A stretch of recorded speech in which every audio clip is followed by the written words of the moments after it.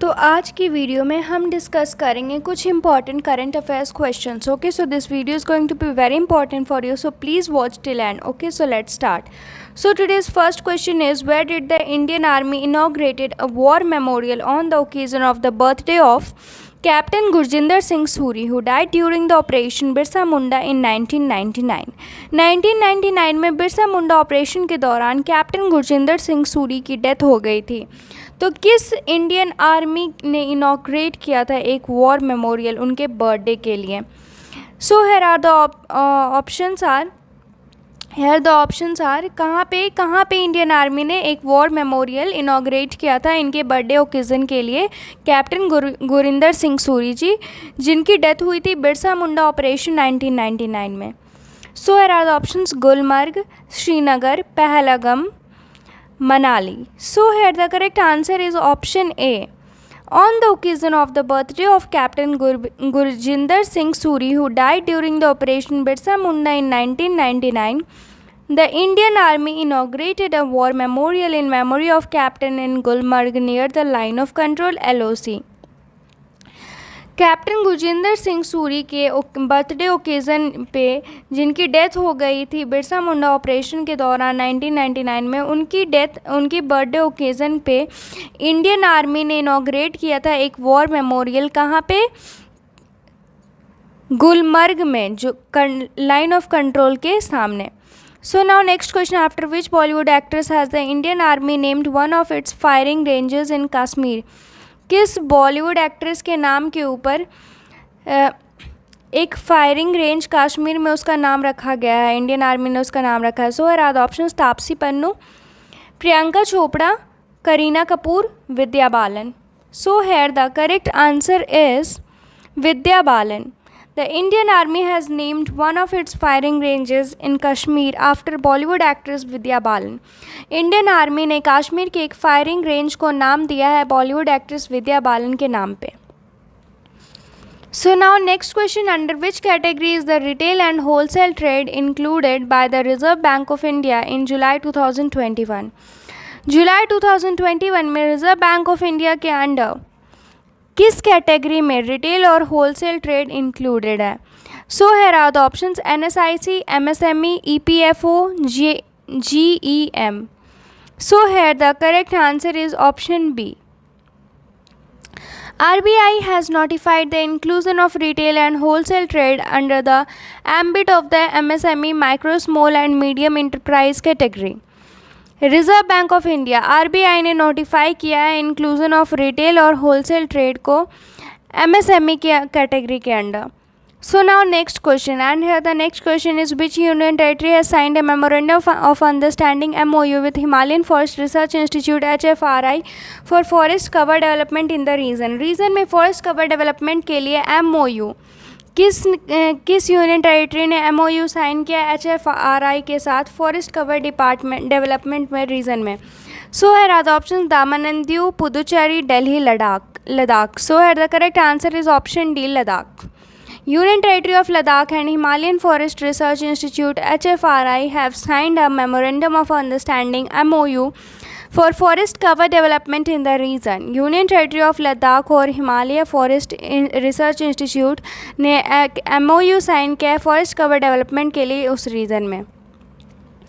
So now next question: in July 2021, the Union Finance Ministry released how much amount as fourth monthly installment of Post-Devolution Revenue Deficit Grant, making it a total of 39,484 crore rupees released to eligible states in the current financial year so far. In July 2021 में union finance ministry ने कितने amount release किए as the fourth monthly instalment of post devolution revenue deficit grant, जिससे कि total 39,484 crore rupees बने हैं जो कि स्टेट के लिए एलिजिबल हैं करंट फाइनेंशियल ईयर के लिए. So here are the options: rupees 8,663 crore, rupees 9,871 crore, rupees 9,098 crore, rupees 8,378 crore. So here the correct answer is option B.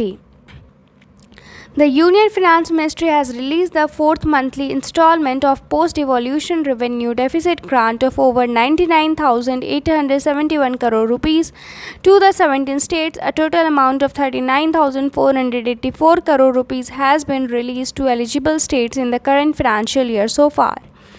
Union finance ministry ने रिलीज़ किया है fourth monthly instalment of post devolution revenue deficit grant, जो कि 9,871 crore rupees से भी ऊपर है 17 states में, और एक total of 39,484 crore rupees release किया गया, जो कि एलिजिबल स्टेट्स के लिए दिया जाएगा इस करेंट फाइनेंशियल ईयर में.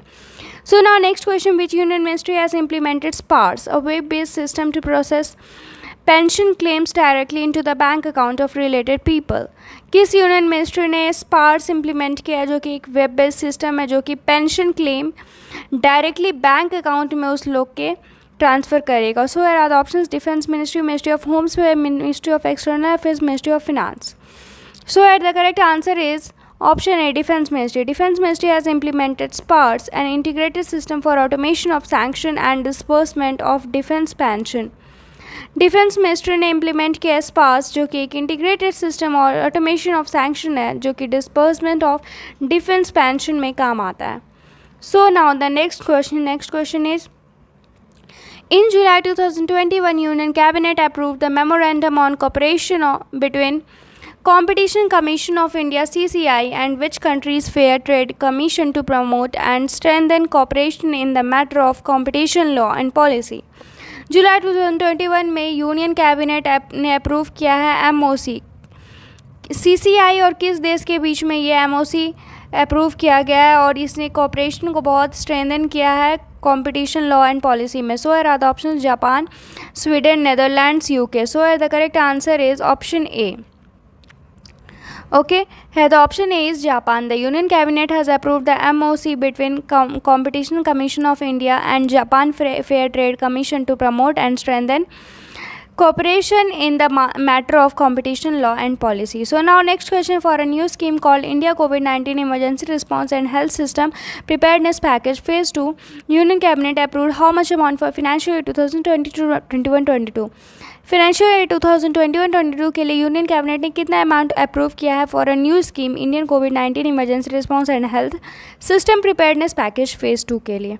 So here are the options: ₹26,348 crore, ₹39,092 crore, ₹37,761 crore, ₹23,123 crore.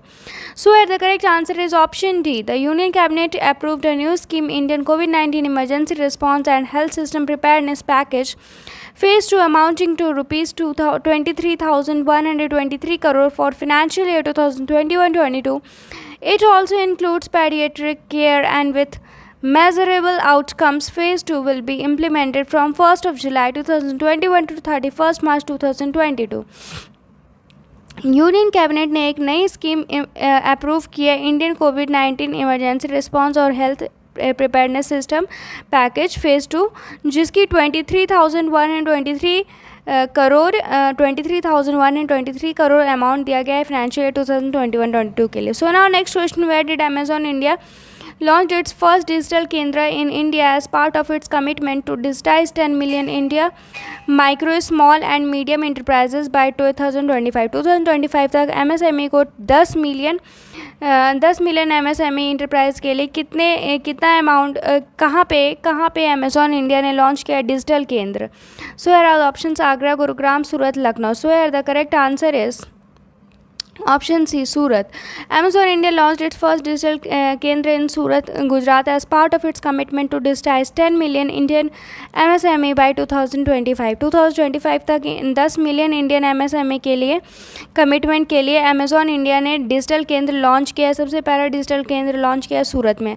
So now next question: in July 2021 Manu Sawhney resign from the post of CEO of which organisation. In July 2021 में मनु सोहनी ने CEO के पोस्ट से रिज़ाइन कर दिया. तो किस ऑर्गेनाइजेशन के CEO थे वो? So the option BCC, board of control for cricket in India, International Cricket Council, Indian Premier League, FIFA. So here the correct answer is option B, Indian Cricket Council. Indian Cricket Council CEO Manu Sawhney resigned from his position 4 months after his allegedly aggressively conduct came under the scanner during an internal investigation prompting the world body to send him on a leave. International cricket council ICC के CEO Manu सोहनी को ने resign कर दिया है अपने position से 4 month बाद, जब उन पे ये एलिज लगाया गया था एग्रेसिव कंडक्ट का। सो उसके बाद फिर इन पे इन्वेस्टिगेशन चल रहा था और उसके बाद फिर इन्होंने रिज़ाइन कर दिया अपने पोजीशन से। सो आज के लिए इतना ही, फिर हम मिलते हैं नेक्स्ट वीडियो में। तब तक के लिए चैनल को सब्सक्राइब ज़रूर कर देना। Thank you. TrustLogix is a career platform where you can apply for jobs, connect to recruiters and get your jobs easily and quickly. You can make your profile as premium just by verifying your education and experience on our TrustLogix website and mobile. Subscribe our TrustLogix tutorial YouTube channel to get more informative and useful videos regularly. So thank you and have a nice day ahead.